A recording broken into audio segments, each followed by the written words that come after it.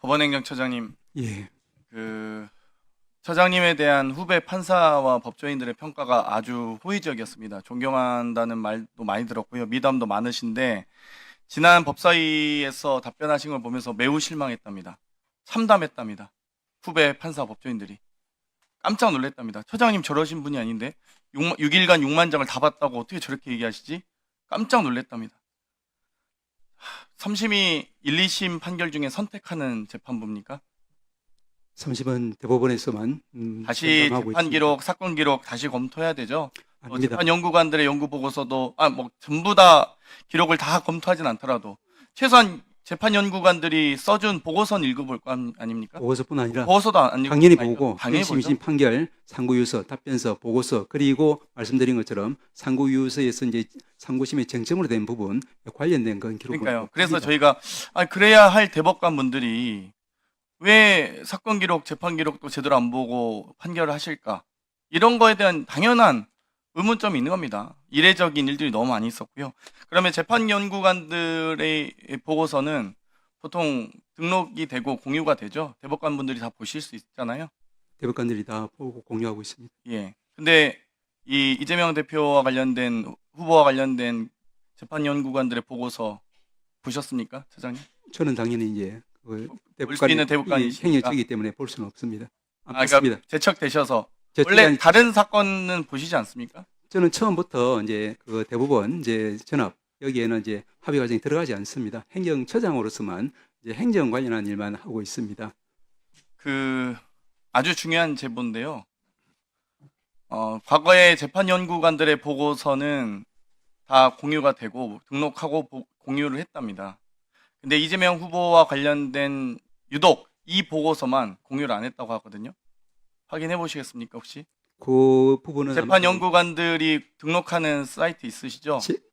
제가 대법관 할 때는 당연히 이제 그거를 이제 접촉할 수 그렇죠. 있는데 다만 조금만 말씀드리면은 이제 대법원에서 이제 그렇게 조치를 했다고 하면 그건 재판부로서 즉 전원합의 재판부로서 그런 이제 조치를 뭐 예를 들면 보안을 조금 더 강화하기 위해서 그렇게 했을 수도 있는데 말씀드린 것처럼 제 연구관들 입장이 전혀 10여 명을 조희대 대법원장이 별동대로 조직을 해서 아주 폐쇄적으로 운영하고 해당 보고서를 공유도 안 했답니다.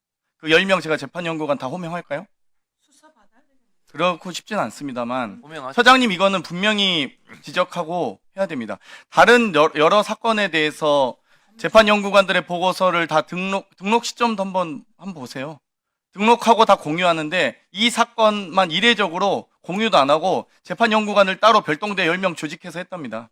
위원님 말씀 그럼 다 징계 주실 겁니까? 처장님이 이렇게 물렁물렁하게 하시면 후배 판사들이 피해를 받는다니까요.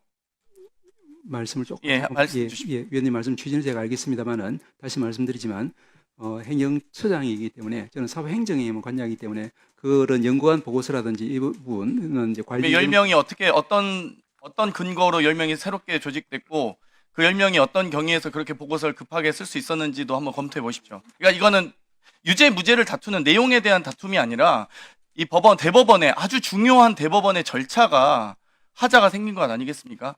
조금만 말씀드려도 되겠습니까? 예, 아까도 제가 조금 말씀드렸습니다만은 대법관들이 제가 그래서 이제 처음에 그 답변을 유기적인 어떤 이제 일체로서 일한다는 그런 부분이 연구관들이 그렇게 이제 대법관이 보는 어떤 이제 상고이후 관련한 그 기록 외에 나머지 기록도 보고하면서 이것이 이제 대법관의 심정 형성의 일부로서 우리가 활용하는 것이기 때문에 결국 연구관들도 이제 대법관의 일부라고 저희들은 생각하고 있습니다. 그렇기 때문에 당연히요. 그렇죠. 심정 형성 및 합의 과정의 일부이기 때문에 제가 접근해서는 안 되는 부분이라서 그 부분을 좀 그럼 이 한계가 있는 연구관들이 것 어떻게 같습니다. 구성되게 됐고 거기에 대해서 보고서를 언제 작성하고 등록했는지 또 해당 이 재판에 참여하셨던 12명의 대법관들이 이 연구 보고서 언제부터 언제까지 읽었는지 한번 보십시오.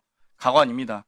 정말 이 사건을 제대로 차장님이 중심을 잡고 처리하지 않으시면 조희대 대법원장 진짜 사퇴는 물론이거니와 초유의 대법원장이 헌재 가서 탄핵 심판 받아야 되겠습니까? 안 됩니다. 안 되잖아요. 이건 대법원의 명예가 걸리는 일 아닙니까? 그리고 그렇습니다. 재판연구관들이 무슨 죄가 있습니까? 지금 대법원장이 시켜서 한 연구보고서 쓴 건데 파기 자판부터 해서 다 내용 다 있다면서요, 보고서에. 금시초문입니다.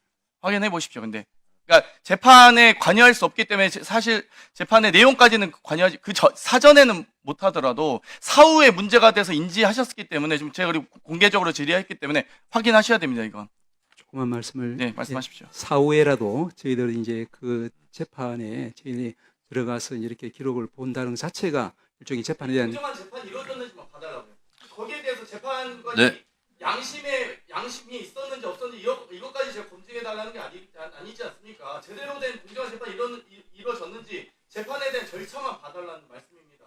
위원님께서 이제 국민들이 다 정보공개 청구하고 하고 있지 않습니까? 위원님께서 이제 공정한 재판을 바라는 염원 제가 잘 이해를 했습니다. 나중에 수사받고 괜히 재판연구관들만 처벌받고 이런 건 아니지 않습니까? 처장님 중심 잘 잡아주셔야 돼요.